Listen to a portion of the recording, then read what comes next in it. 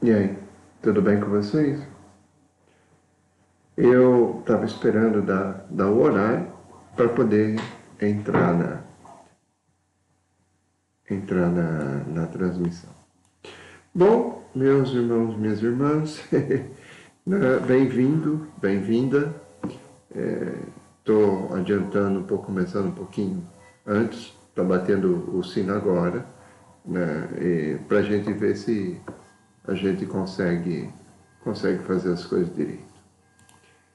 Semana passada eu estava muito, mas muito atrapalhado com essa parte técnica toda e isso estava me deixando muito estressado, muito nervoso. Agora parece que a parte técnica está mais ou menos resolvida, então as coisas vão começando a entrar um pouco mais no eixo. Bom, semana passada eu queria começar pedindo perdão para vocês. Boa tarde, Fernando. Queria começar pedindo perdão porque eu falei o tempo todo do Sacrosanto Concílio e algumas vezes eu disse Lumen Gentium, né? Mas eu estava falando do Sacrosanto Concílio, estava falando sobre a Constituição, sobre a liturgia. Quando a gente fala do Concílio Vaticano II, eu fiz algumas anotações aqui hoje. Nós temos, nos documentos do Concílio Vaticano II, nós temos, na verdade, 4 constituições. E 4... Deixa eu... Isso. Temos aqui 4 constituições e temos 3 declarações e 9 decretos. Então, tá. Então, nós começamos falando semana passada da Sacrosanto Concílio, que dá mais cavalo de batalha até hoje, né? Sobre muita coisa, sobre muito problema e tal. Oi, Adriana, tudo bem? Depois vamos falar hoje sobre a Lumen Gentium, que foi a segunda em data de aparição, né? A próxima semana eu quero trabalhar a Gaudium et Spes, né? Que é a terceira em data de aparição, né? E depois a Dei Verbum. Aliás, o contrário. A Dei Verbum primeiro e a Gaudium et Spes depois. Estou fazendo confusão aqui. Primeiro saiu a Sacrosanto Concílio, depois a Lumen Gentium, né? Sacrosanto Concílio em 4 de dezembro de 63, a Lumen Gentium, que nós vamos falar hoje, em 21 de novembro de 64, né? Depois a Dei Verbum, em 18 de novembro de 65, e no mês seguinte, a Gaudium et Spes, em 7 de dezembro de 65. Então, essas 4 constituições são muito importantes para a Igreja, porque elas são magistério da Igreja, né? E como magistério da Igreja, a gente não pode simplesmente achar, eu não gosto, eu não vi, eu não concordo. Não é assim.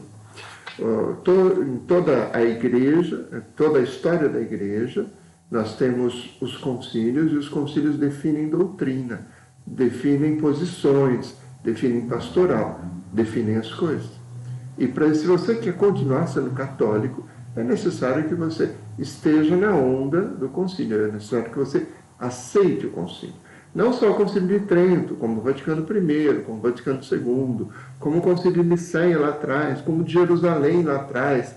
Então, assim, a gente tem que, se a gente quer continuar sendo católico, é preciso que a gente continue nessa onda do concílio. Bom, então não dá para, por exemplo, dizer, eu sou católico, mas não aceito o Vaticano II.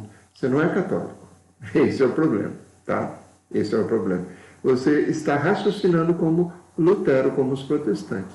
Os protestantes, Lutero, têm uma outra mentalidade, vão para o céu do mesmo jeito, mas não é católico, o pensamento é protestante. Então, vamos ser, assim, como diríamos, bastante coerentes com a coisa, tá?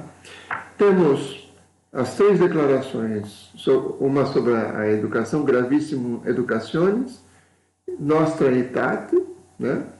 E a Dignitatis Humanae. Tá? Depois temos 9 decretos, Ad Gentes, Presbyterorum Ordinis, Apostolicum Actuositatem, Optatum Tossius, Perfecti Caritatis, Christus Dominus, Unitatis Redintegratio, Orientalium Ecclesiarum Intermirifica. Nessas lives que eu estou fazendo, nós vamos tratar só mesmo das constituições. Porque se a gente fosse tratar de todos os documentos um por um, a gente teria que trabalhar até o ano que vem. Mas vamos trabalhar essas 4 constituições. Então, como nós já falamos do Sacrosancto Concílio, e depois eu quero fazer uma live no final dessas 4, para esclarecer um pouquinho o anterior ao Vaticano II, tá? Mas eu quero fazer uma coisa mais didática. Então vamos lá. Hoje nós estamos na Constituição Dogmática Lumen Gentium sobre a Igreja. Lumen Gentium é uma palavra em latim, né? É uma expressão em latim, quer dizer luz dos povos, né? A luz dos povos. Lumen Gentium dos povos, tá? A luz dos povos. Quem é a luz dos povos? A gente tenderia a dizer que é a igreja. Não. Aqui o concílio já começa fazendo um deslocamento, tá? O concílio começa dizendo, no número 1, a luz dos povos é Cristo. A luz dos povos é Cristo. E aqui a gente tem já o primeiro deslocamento, porque muita gente iria querer dizer que a luz dos povos é a igreja, né? É a igreja que dá a luz, que leva a salvação, a evangelização. Não, é Cristo que faz isso. Então, começamos aqui com um certo deslocamento já. A grande dificuldade, por exemplo, do pessoal que não gosta do Concílio Vaticano II é que diz que o concílio foi uma ruptura. Nós temos muita gente que pensa que o concílio foi uma ruptura à tradição da igreja e por isso não aceita o concílio. E tem muita gente que diz, não, o concílio não foi uma ruptura, ele foi simplesmente uma continuidade, né? Não tem nada de novo aí. E as duas posições estão erradas. As duas estão erradas. Por quê? Porque o concílio, vocês vão ver aqui, ele aplica o conceito da Idade Média Tardia, que a gente chamava de navalha de Ockham, né? Ockham, Guilherme de Ockham, que era um inglês, ele dizia, olha, muita coisa precisa ser cortada, né? Precisa ser podada da igreja, né? Muitas coisas precisam ser podadas. Então, o concílio fez isso como um bom jardineiro na igreja, ele podou muito galho. Mas ele também deixou muito galho para que a árvore pudesse continuar. Se você, no Brasil a gente não tem uma cultura, por exemplo, de vinha, de vinhedo, mas tem de rosa, por exemplo. Se você tem rosa na sua casa, você pode pegar, por exemplo, uma vez por ano, tem uma época certa, você poda a sua roseira, e ela fica com os tocos muito pequenos. Você poda quase tudo. Mas depois, quando ela volta a brotar, então ela volta a brotar com uma força grande. A vinha também é a mesma coisa. Aqui na Europa, você corta a vinha e deixa quase que só os galhos principais e a raiz, né? E aí depois ela brota com uma intensidade muito grande, né? Bom, foi isso que o Concílio Vaticano II fez, tá? Ele usou o que a gente chama de navalha de Ockham, tá? Para dialogar com o mundo. Ele cortou muita coisa, desbastou muita coisa e começou a dar força para a igreja, para impulsionar a igreja. Essa é a ideia do concílio. Mas eu não vou trabalhar todo o documento, vou trabalhar alguns pontos, né? E acho que aqui a gente tem que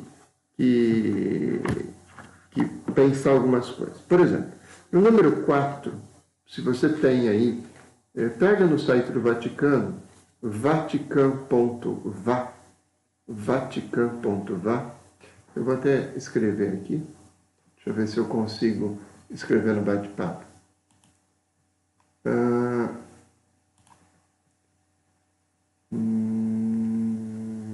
Não estou conseguindo.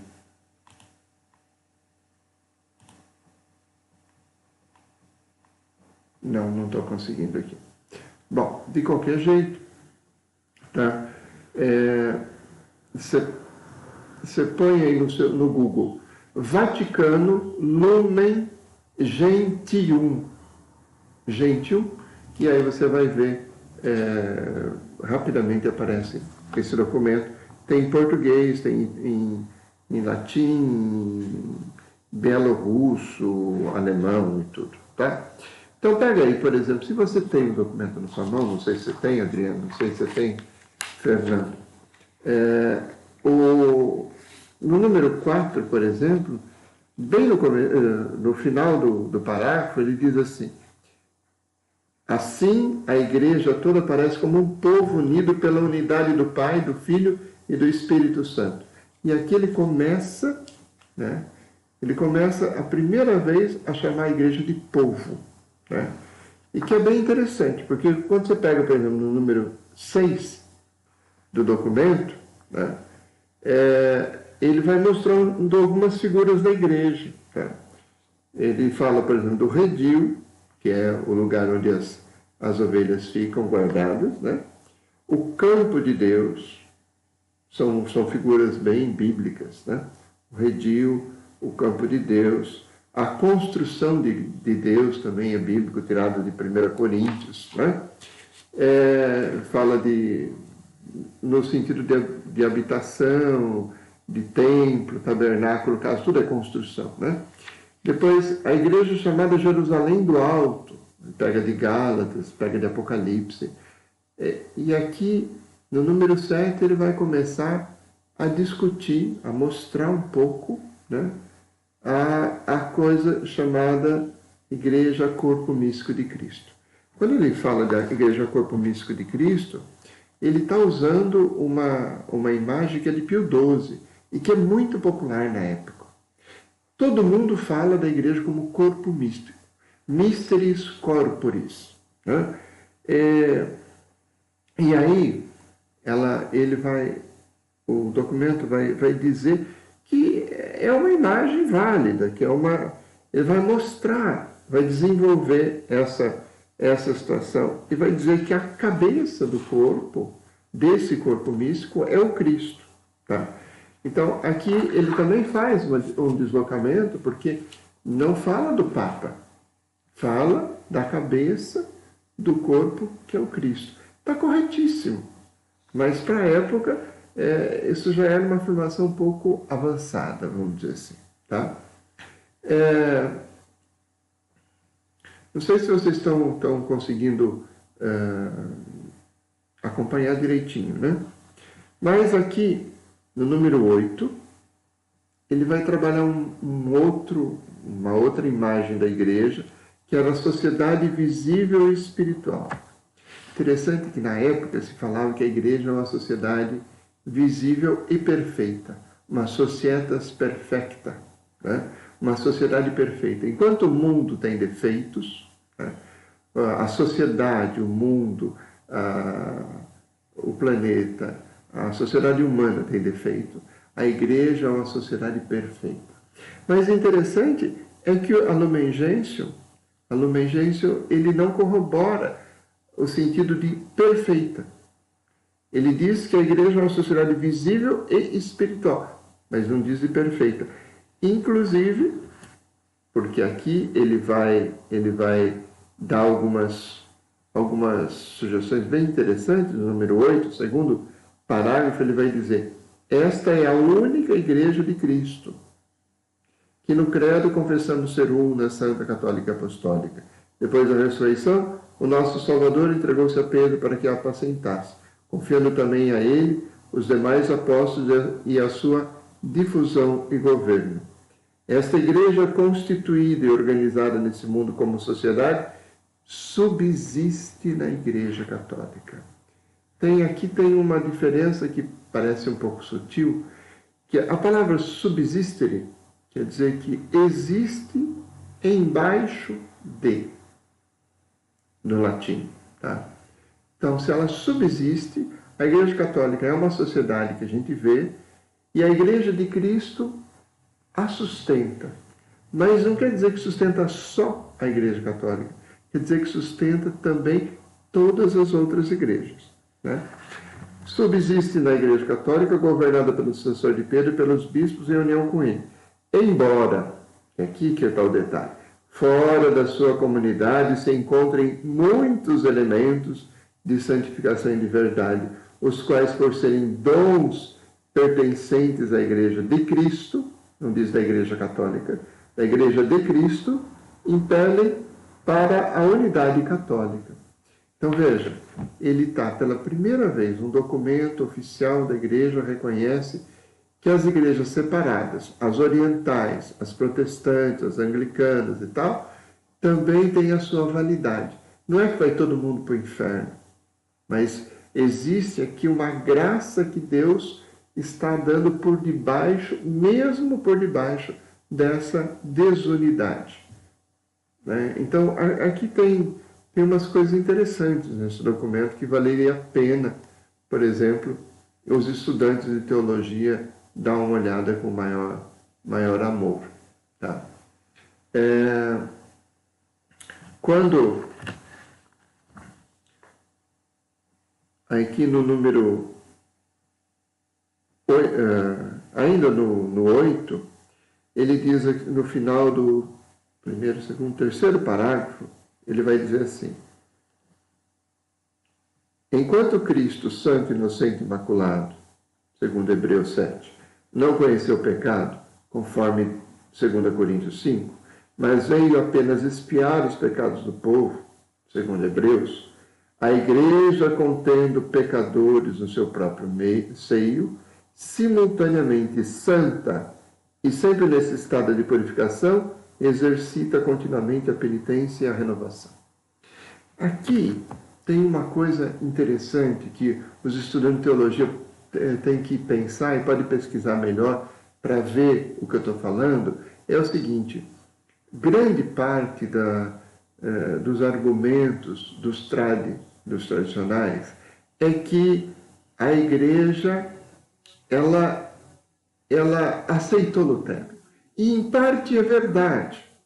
400 e tantos anos depois da Reforma Luterana, ou da Reforma Católica, a partir do cisma luterano, como você quiser dizer as coisas, como você preferir dizer as coisas, a igreja, nesse documento, ela pega Lutero e diz: Lutero tinha parte de razão, e pega Trento e coloca os dois juntos.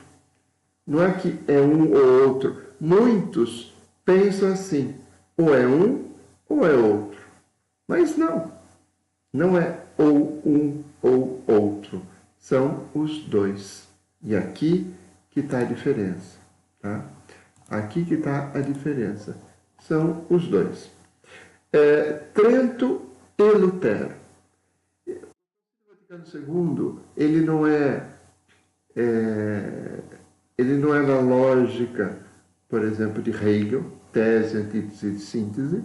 Ele não é na lógica do 8 ou 800, mas ele trabalha numa lógica que, na universidade, hoje em dia, a gente consegue perceber que é a lógica do dialogismo, né? Que aqui é Bakhtin, que é um diálogo que continua, um diálogo que vai e volta, e ele inaugura na igreja essa lógica. E essa é a grande dificuldade de muita gente entender, porque tem gente que raciocina, é isso ou aquilo. Mas a lógica católica do documento é isto e aquilo. No Sacrosanto Concílio, por exemplo, ele diz de que o altar é sacrifício de Cristo, mas é ceia do Senhor. Então, sacrifício de Cristo, Trento, né? Ceia do Senhor, Lutero. Ele coloca as duas coisas juntos. Tá? Bom, voltando para Lumen Gentium, tá? Uma outra coisa aqui que é interessante é no número 9, por exemplo, né? No número 9, ele vai usar a imagem de povo de Deus, a nova aliança com o novo povo de Deus, Pela primeira vez se fala isso no documento de igreja, tá? Mas essa é uma imagem de Pio XII. Aliás, Pio XII foi um cara que ajudou muito a pesquisa bíblica dentro da Igreja Católica. Tem que fazer justiça ao Pio XII nesse sentido. E Pio XII não era contra a pesquisa bíblica, embora nós católicos fomos aprender dos nossos irmãos protestantes. Fomos aprender exegese lá com eles. Né? Bom, então, aqui, por exemplo, no número 9, ele fala de povo de Deus. Tá? No número 10, ele fala de sacerdócio comum e sacerdócio ministerial. Veja, Trento e Lutero. Sacerdócio comum era toda a teologia do Lutero. Para Lutero não precisa ter ordenação, porque o sacerdócio comum basta. Né? Mas o documento aqui afirma que o sacerdócio ministerial é completamente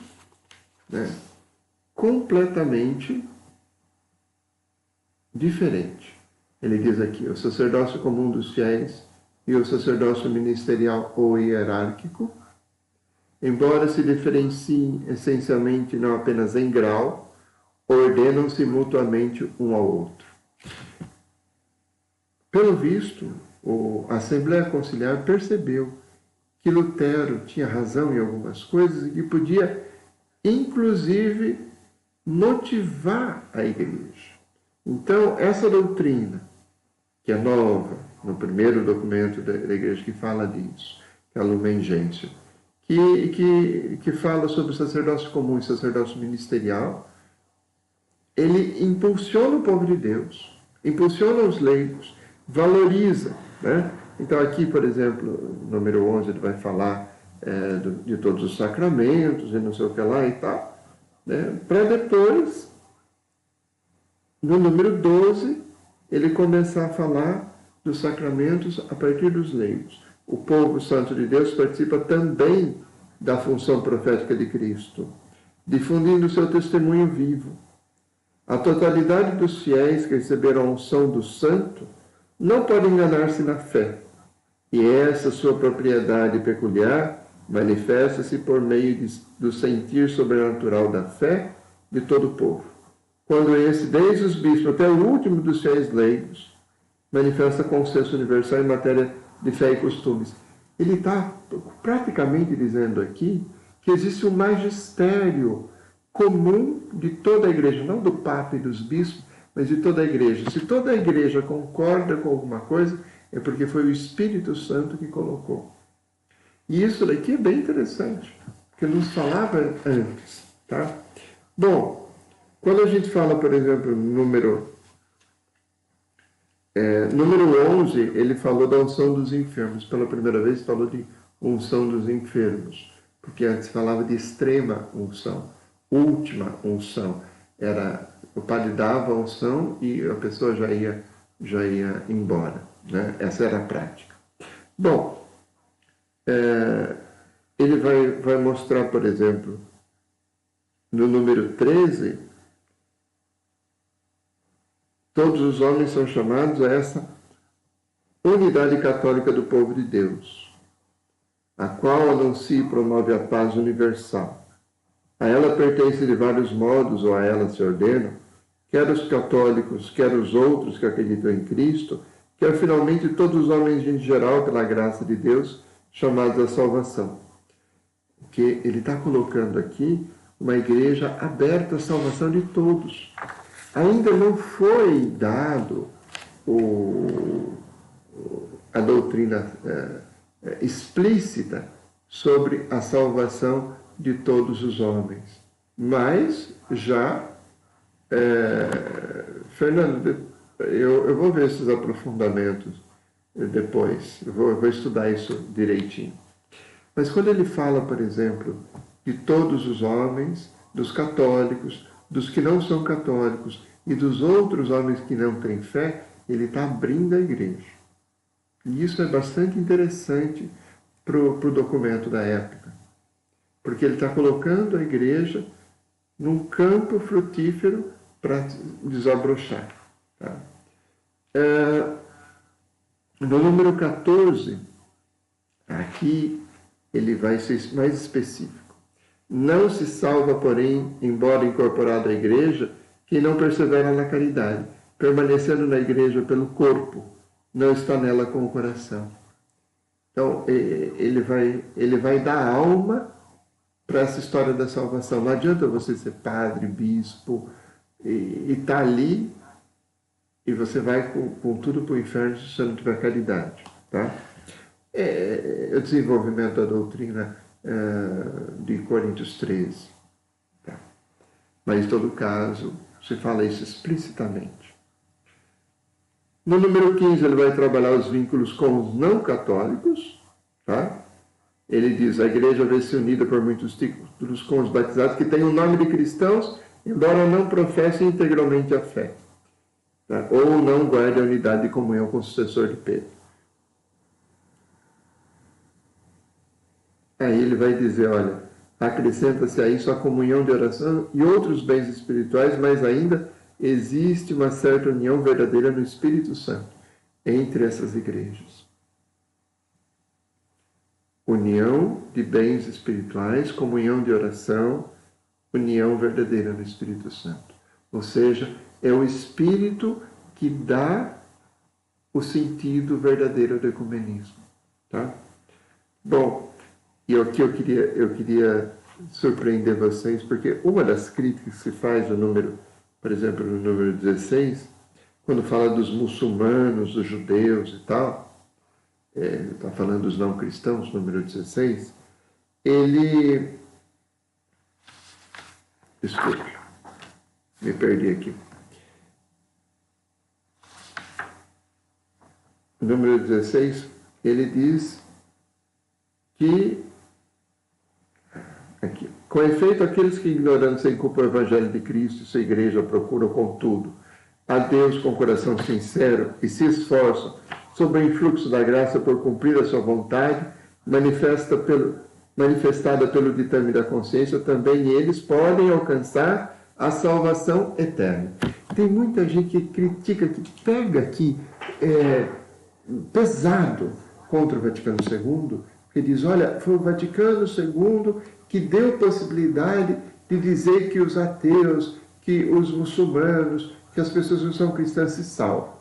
O problema é que, quando ele fala isso, ele está citando, aqui tem uma citação número 33, e ele está citando uma resposta do Santo Ofício ao arcebispo de Boston, que foi feito anos antes, na época de Pio XII ainda. Então, nós estamos falando, por exemplo, de uma salvação que Deus, que aceita as pessoas de boa vontade e que aceita ateus como salvação, aceita não cristãos como salvação, aceita não católicos como salvação, e tem muita gente que diz isso daí, tudo está errado, isso tudo é da maçonaria, isso tudo foi introduzido pelo concílio. Não. A resposta, a citação número 33, desafio você a olhar isso, né, no texto. A nota 33 é uma resposta do Santo Ofício ao arcebispo de Boston, da época ainda de Pio XII. Então, nós estamos introduzindo doutrina nova, porque a doutrina nova já tinha sido introduzida por Pio XII. E não podemos dizer que o Pio XII foi um cara avançado. Tá? Bom, aí depois no capítulo 3, do número 18 para frente, ele vai trabalhar a questão da constituição dogmática da igreja. Então ele vai trabalhar os bispos, os padres, e ele vai falar pela primeira vez dos diáconos, como diáconos permanentes. Né? O documento anterior a Sacrosanto Concílio tinha dito de restaurar o diaconato. E aqui ele vai falar de diáconos permanentes. Tá? Bom, e ele vai falar também de leigos. No número 31, pulei bastante, hein? Número 31 do documento, ele vai citar pela primeira vez os leigos, está no capítulo 4, tá? Saiu todo de um monte de coisa daqui, e quando ele fala dos diáconos, ele entrar nos leigos, né? O diaconato poderá ser para o futuro restaurado como grau próprio e permanente da hierarquia. Está falando no número 29. As diversas conferências episcopais territoriais competentes cabe decidir com a aprovação do sumo pontífice se e onde é oportuno instituir tais diáconos para a cura das almas. Aqui que eu falo que, por exemplo, tem a navalha de oca, né? Porque, oi Pedro, tudo bem com você? Quando falo, por exemplo, do diaconato, ele fala de restaurar o diaconato como ordem permanente, e já a Sacrosanto Concílio já dizia de cortar as ordens menores. É o que a gente fala de navalha de oca. Ele cortou muita coisa, podou muita coisa para deixar tudo o resto crescer com mais força, tá? Mas o número 31, por exemplo, quando ele cita os leigos, ele começa citando uma citação tradicional, tá? Por leigos, entende-se aqui todos os cristãos que não são membros da Sagrada Ordem. Ou seja, a parte negativa, né? O leigo é aquele que não é padre. Isso é negativo. Ou do Estado religioso reconhecido pela Igreja. Isto é, os fiéis que, e aqui vem a parte positiva, incorporados em Cristo pelo batismo, constituídos em povo de Deus e tornados participantes a seu modo da função sacerdotal. Então aqui ele resgatou o batismo, a imagem de povo de Deus e o sacerdócio comum. Tá? A seu modo da função sacerdotal, profética e real de Cristo, exercem pela parte que lhes toca a missão de todo o povo cristão na igreja, se no mundo. Tá? Bom, quando ele fala de leigos, ele dá outra podada aqui da navalha de oca, tá? Ele diz mais para frente, são chamados por Deus para quê? Exercendo o seu próprio ofício, ou seja, sem sair da própria profissão, né?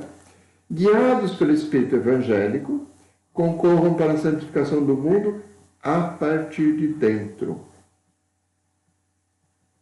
Concorram para a santificação do mundo a partir de dentro como fermento. Ou seja, a espiritualidade da fuga mundi, então essa é uma espiritualidade que a partir daqui não é mais desejada.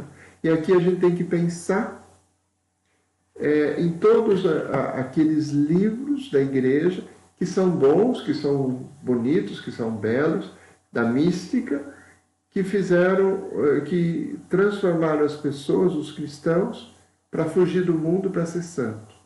Aqui o concílio diz, olha, não é fugindo do mundo, ser santo é estando no mundo. Oi, Marcelo, tudo bem? Bom, então aqui caducou essa espiritualidade da fuga do mundo. Tudo aquilo, então, hoje que se fala de fugir do mundo, não dá mais, não é mais querido pelo concílio. Ou seja, o Papa Francisco recentemente escreveu um documento falando sobre a santidade. E aí ele fala justamente de uma santidade inserida no mundo.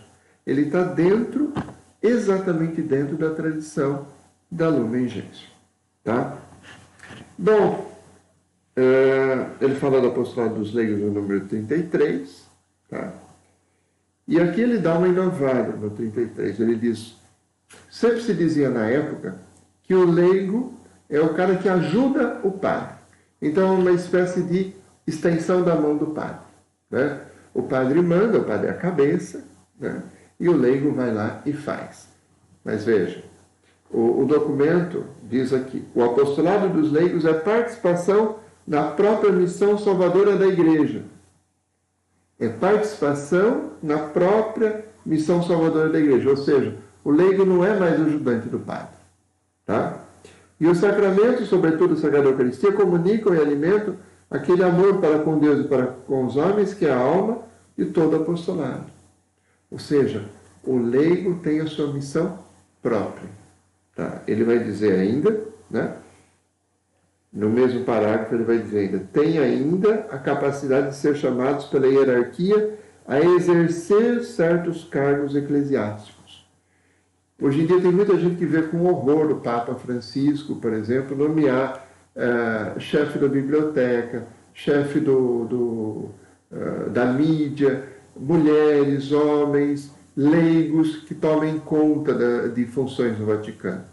Porque antigamente vocês pensavam num padre que pudesse fazer isso, né? Tem ainda a capacidade de ser chamados pela hierarquia a exercer certos cargos eclesiásticos com finalidade espiritual. Ou seja, eu trabalhei, por exemplo, 4, 5 anos em Goiás, e lá nós não tínhamos padre suficiente. Tinha 19 padres para toda a diocese. A gente colocava tudo numa mesa junto com o bispo, uma mesa grande que cabia toda a diocese. O que o bispo fazia? Nomeava casais que fossem párocos. Nomeava pároco, nomeava administrador apostólico, ou nomeava freiras que eram párocas, responsáveis pela palavra. Claro que elas não celebravam missa, mas elas assinavam tudo. Elas assinavam a parte econômica, elas assinavam os documentos eclesiásticos todos. E quando a gente tinha reunião, por exemplo, de reunião de região, sentava na mesma mesa leigos, padres e as irmãs. E a gente discutia o que vai fazer, como vai resolver isso, qual que é a nossa postura aqui sobre o batismo e tal. E a gente discutia isso de igual para igual. Ah, não, as irmãs não são ordenadas, não tem problema. É a participação dos leigos. É a participação do sacerdócio comum, né? Tá tocando meu telefone aqui, mas eu não vou atender não, tá? Bom, depois. Ai, meu Jesus, misericórdia.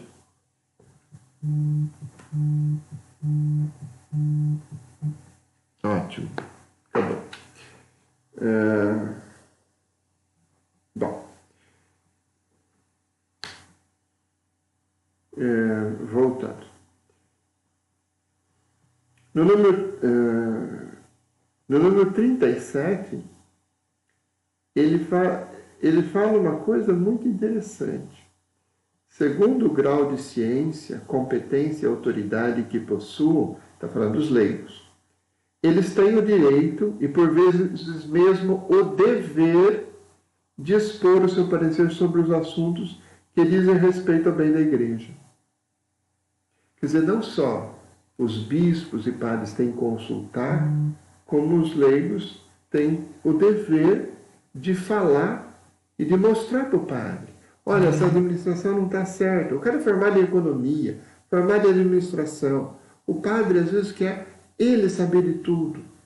Às vezes a gente quer saber de mídia, de técnica, de tudo. Não dá, né? Não tem jeito da gente saber de tudo. Então, é preciso que o leigo ele tenha voz, e tenha voz ativa. Bom, ele continua dizendo aqui, ó, muitos bens se devem esperar dessas relações confiantes entre leigos e pastores. Bom, quando ele fala disso, por exemplo, ele está se contrapondo contra a reforma gregoriana. Se você estudar isso na história da igreja, você vai ver que São Gregório Magno, ele fez uma reforma para tirar o poder de voto dos leigos, porque a igreja estava à mercê. Mas quem era esse tipo de leigo? Esse que é o problema.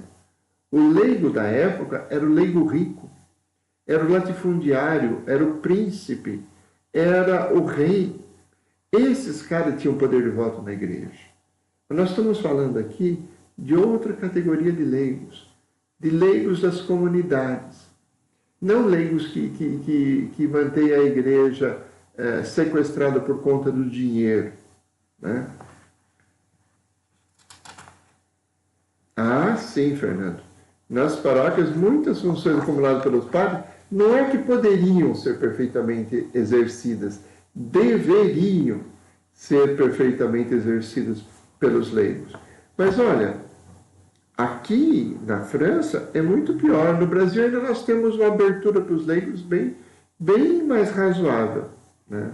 Aqui na França é só o padre que faz e tudo. Para você ter uma ideia, eu estou começando a criar aqui um grupo de ministros da Eucaristia para levar a comunhão para os doentes, porque mesmo levar a comunhão para os doentes é padre que leva, para você ter uma ideia, né? E quando a gente não consegue, o doente fica sem comunhão, né?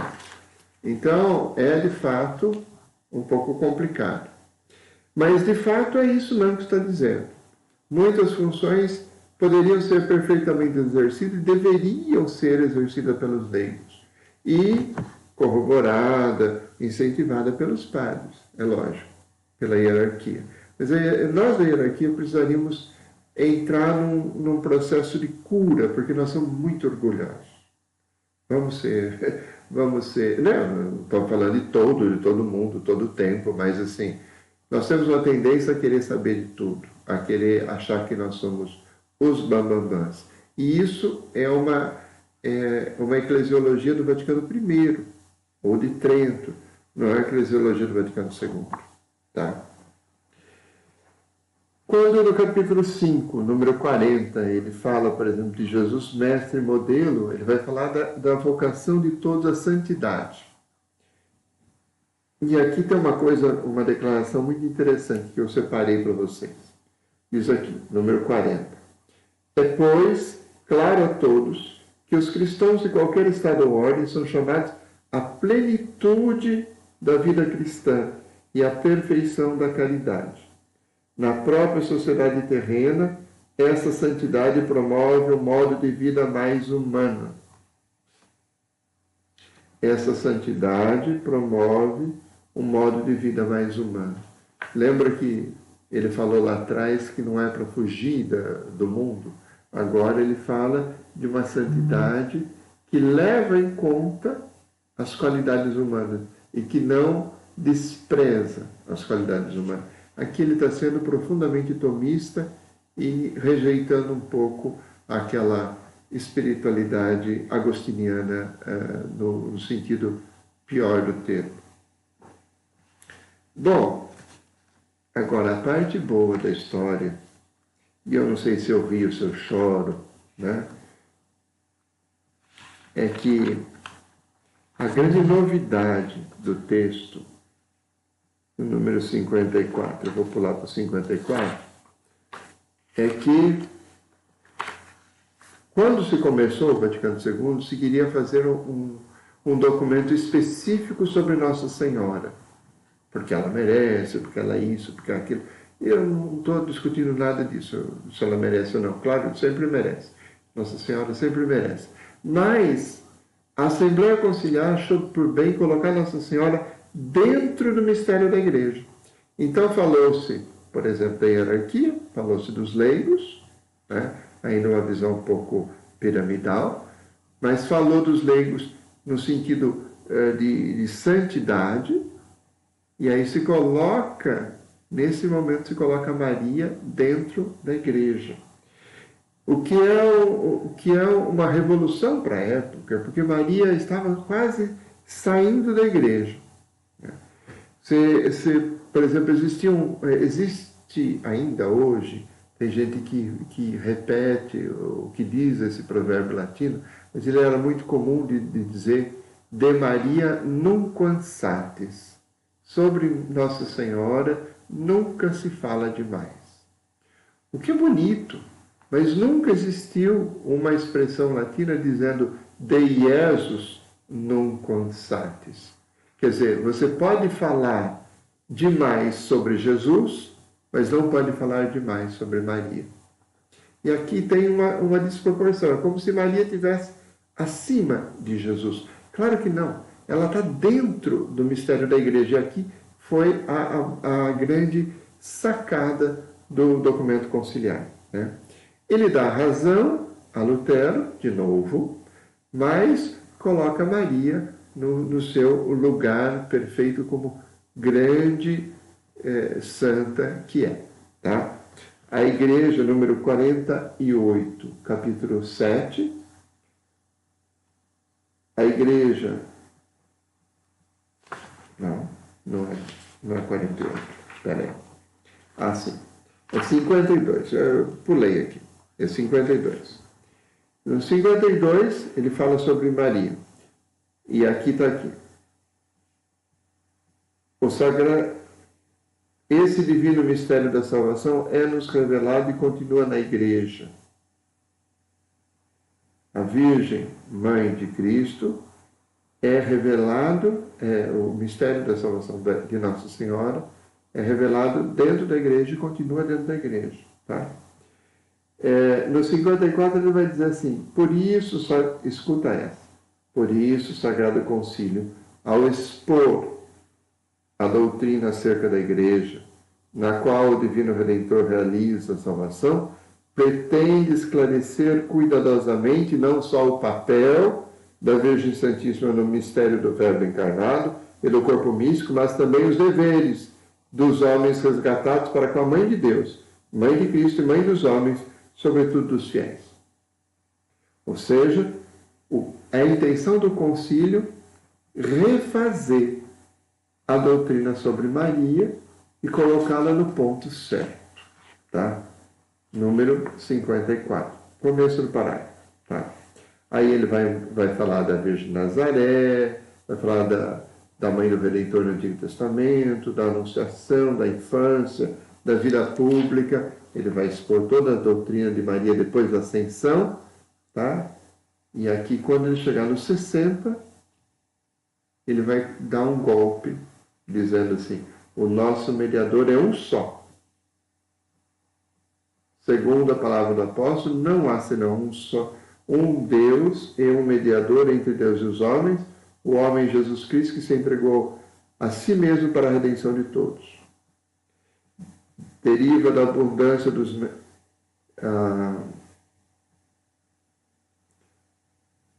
A presença de Maria deriva da abundância dos méritos de Cristo, funda-se na sua mediação e dela depende inteiramente. Por quê?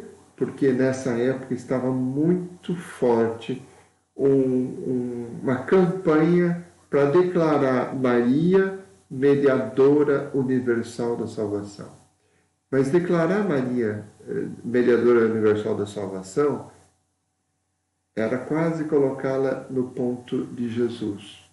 E nós temos muitas heresias que são por excesso de piedade. Esse é o grande problema. Por exemplo, quando você fala do Leonardo Boff, e o pessoal diz, porque o Leonardo Boff foi excomungado, porque foi reduzido ao estado laical, porque isso, porque aquilo, porque ele era comunista. Não. Sabe qual foi o grande erro do Boff? Que foi denunciado por Dom Estevão Bittencourt, e que a Sagrada Congregação, depois, analisando outras coisas e tudo tal, percebeu que Dom Estevão tinha razão,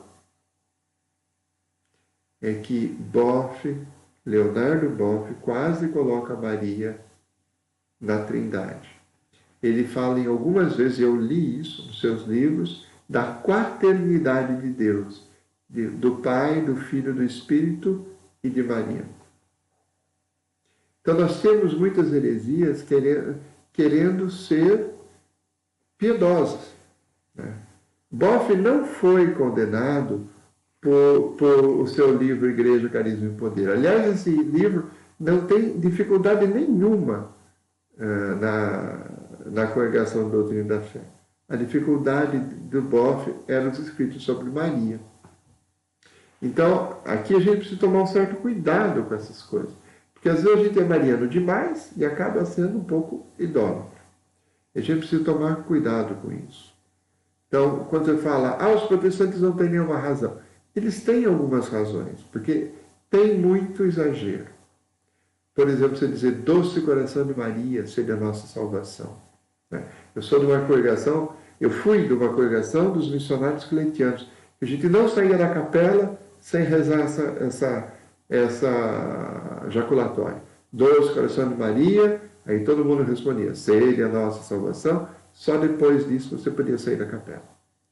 Mas é uma invocação que coloca Maria, né, que coloca Maria praticamente igual a Jesus Cristo.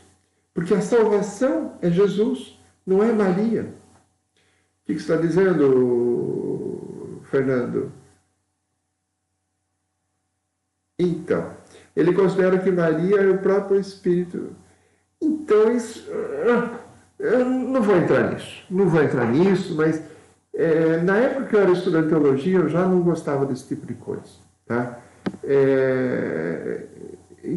Isso, ele vai falar de toda a encarnação da Trindade, quer dizer, o São José, Maria, Jesus.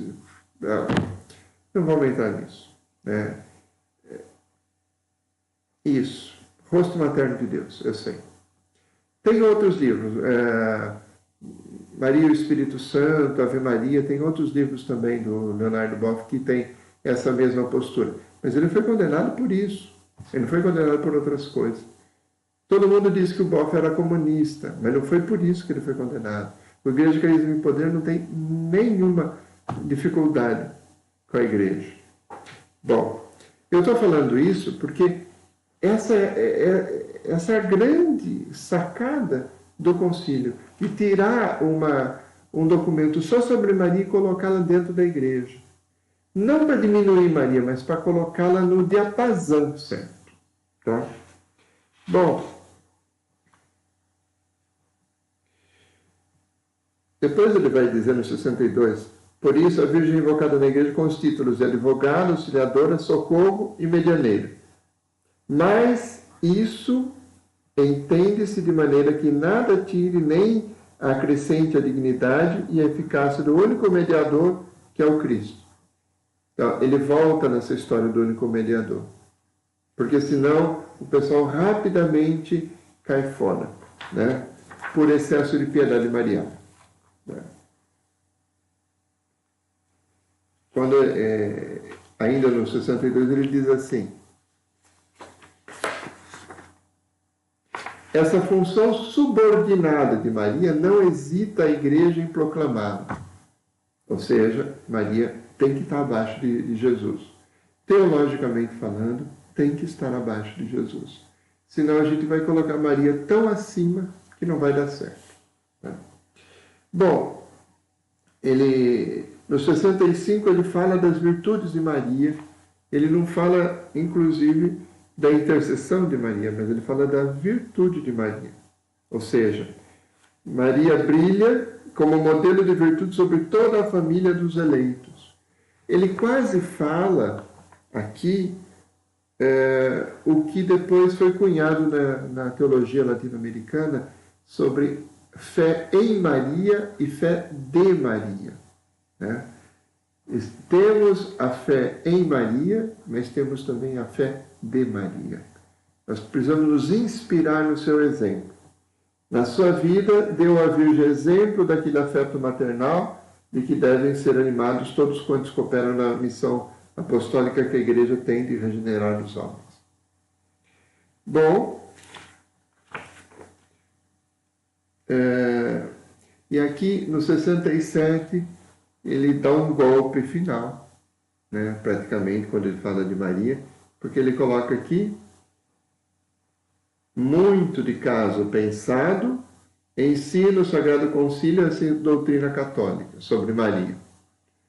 Então, não foi nenhum erro. O concílio quis fazer isso. Tá? Depois ele diz, um pouquinho mais para frente, estudando sobre Maria, sobre a orientação do magistério, aqui está falando dos teólogos, né?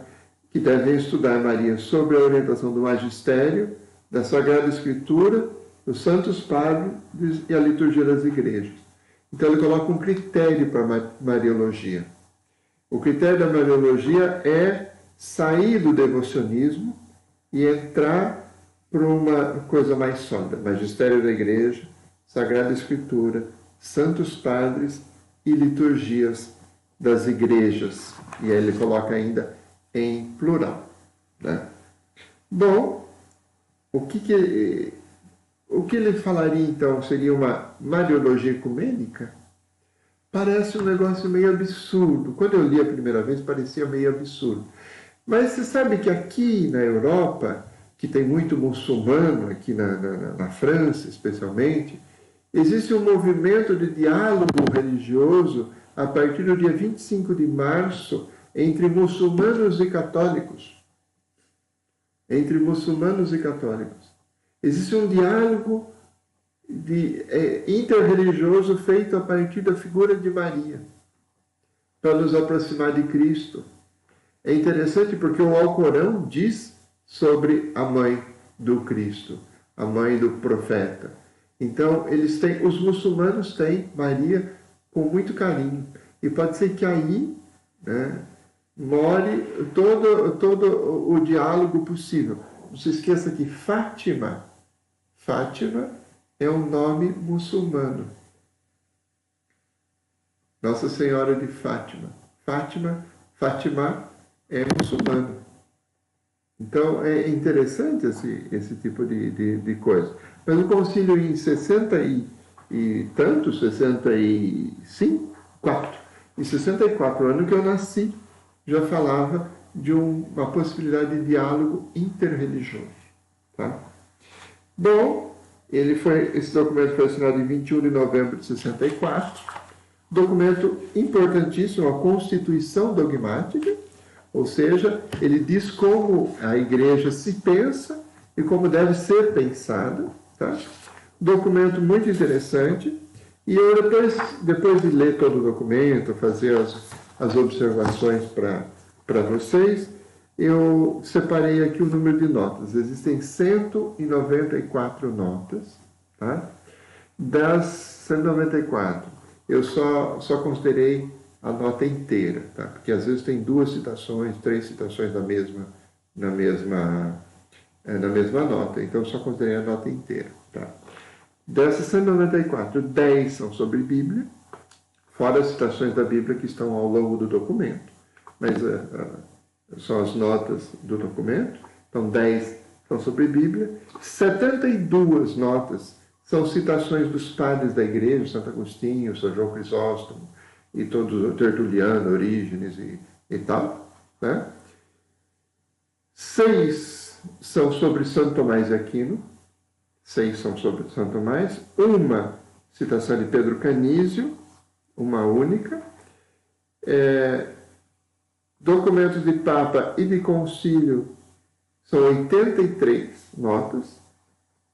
5 citações do Código de Direito Canônico, evidentemente o Código de 17, né? E 12 citações dos rituais da Igreja. Tá? 12. E tem 5 notas que eu não achei a origem. Eu precisava ter o documento em português na minha mão, mas como eu estou na França, está meio complicado e eu acabei não conseguindo descobrir. Tem 5 notas que eu não sei de onde é a origem disso daqui. Eu separei essas 5. São explicação de Gasser em Concílio Vaticano I, Mansi 52. Então, esse Gasser e esse Mansi são autores teológicos sem dúvida importantes, mas eu não os conheço, e aí são 5 citações que ficaram para trás. Tá? Em todo caso, a qualidade desse texto é muito boa. O pessoal que critica o texto sem ter lido. Né? Fátima é um dos nomes de uma das filhas de Maomé. Obrigado, Fernando. Mas é um nome muçulmano. Né? Então, quando nós falamos do documento, a gente precisa ler. A gente precisa ser menos brasileiro e menos sem vergonha, porque às vezes a gente critica sem ler. Já tem gente criticando a próxima encíclica do Papa, porque a partir do nome, que é Tutti Fratelli, já tem as mulheres criticando, dizendo que é uma encíclica que vai deixar as mulheres de lado e tal. Claro, a crítica vem dos Estados Unidos, né? Mas sobre a questão de gênero e tudo. Mas a encíclica não saiu e o pessoal já está problematizando o nome, que é uma citação de São Francisco. Claro, de São Francisco para os homens do seu tempo, para os seus colegas de vocação. Mas já tem gente brigando. Quer dizer, a gente briga sem conhecer o texto, mesmo sem antes o texto vir à luz. Então, fica meio complicado certas coisas, né, na Igreja Católica. Eu não queria ser Papa, não queria estar na pele desse Papa, porque todo Papa tem a sua própria cruz, e esse tem uma cruz bem pesada. Tá? Vamos rezar pelo Santo Padre, que ele nos ajude, que ele nos ilumine, que ele nos esclareça e que ele possa nos impulsionar, padres, leigos e a igreja toda para frente. Tá? Eu penso, da semana que vem, no mesmo horário, 8 horas, aqui, 3 horas da tarde para vocês, fazer a leitura e os comentários da Dei Verbo, tá? De 18 de novembro de 65. A Dei Verbo é o documento sobre a Palavra de Deus e fez parte de um movimento que começou no começo do século XX, desculpe, no começo do século XX, que é o chamado movimento da renovação bíblica da Igreja, que é um movimento de renovação católico, mas que vem inspirado nos nossos irmãos protestantes. E que Pio XII fez um incentivo muito grande. E aí ele desembocou na Igreja, desembocou com esse documento chamado Dei Verbo. Tá? Frank, eu não sei se a minha leitura é a mais correta, mas eu sou um teólogo pastoralista que estou comentando textos de um concílio que é pastoral. Então, acho que tem que ser pensado algumas coisas. Tá? Bom, de qualquer jeito, né, não gosto da postura de muita gente que desdenha do Concílio Vaticano II, porque ele foi um concílio pastoral, então, um concílio, desculpa a expressão, um concílio de merda, um concílio que não vale a pena levar em consideração. Porque se não definiu doutrina, não era importante. Meu irmão, o primeiro concílio da Igreja, o concílio de Jerusalém, está lá no livro dos Atos dos Apóstolos, acho que capítulo 7 ou 15, não lembro agora o capítulo, posso dar uma olhada. Deixa eu ver se está aqui. Não, minha Bíblia não está aqui.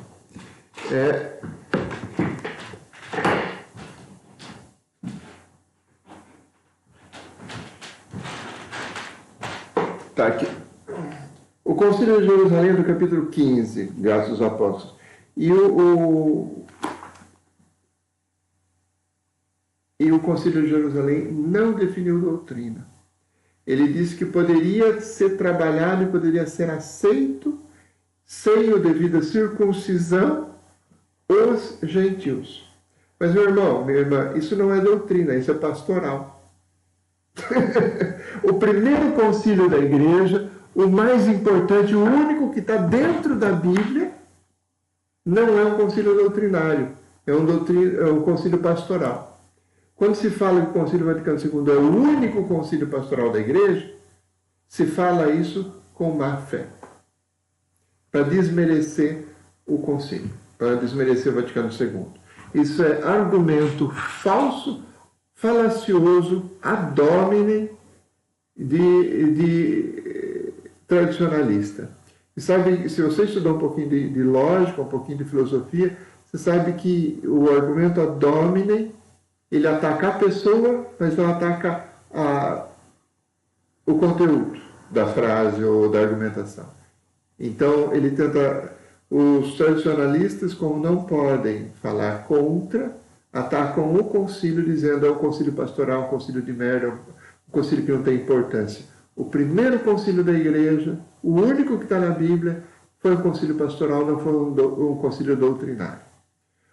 A partir do segundo, né? A partir de Éfeso e tal, aí são doutrinários. Mas o primeiro de Jerusalém é um concílio que fala sobre pastoral, recepção dos gentios sem necessidade de circuncisão. Isso é pastoral, que eu saiba.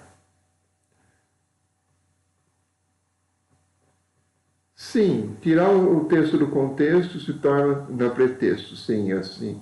O contrário, vamos adulterar o sentido da palavra.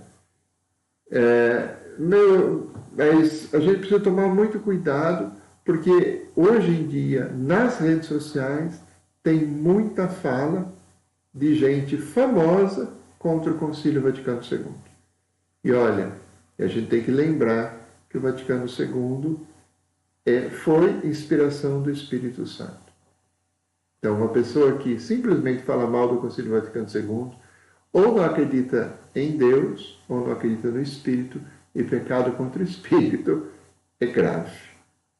Bom, quero fazer aqui mais considerações morais. Em todo caso, só queria lembrar que o primeiro concílio mais importante que está na Bíblia não foi o concílio doutrinário, foi pastoral. E isso, a gente precisa deixar isso bem claro. Meu irmão, minha irmã, se você puder, se você quiser, eu aceito que a gente possa conversar e aceito que vocês possam me mandar sugestões, tá? Mandem sugestões, mandem antes questões, se vocês quiserem. Eu vou ler essa semana de novo, pela 10ª vez, o texto da Dei Verbo e vou preparar o texto com carinho, tá bom? Muito obrigado pela participação. Fernando, obrigado. Frank, obrigado. Adriana, obrigado. Deixa eu ver quem está mais aqui. O Pedro, obrigado. Marcelo Apolônio. Todo mundo que ficou até agora, mesmo os que passaram e não ficaram todo o tempo. Muito obrigado. Deus abençoe. Até a semana que vem, segunda-feira que vem, falaremos sobre a Dei Verbo, que é um jeito da gente valorizar a palavra de Deus. Que Nossa Senhora nos ajude a sermos perfeitos seguidores de Jesus, que a gente se inspire cada vez mais na fé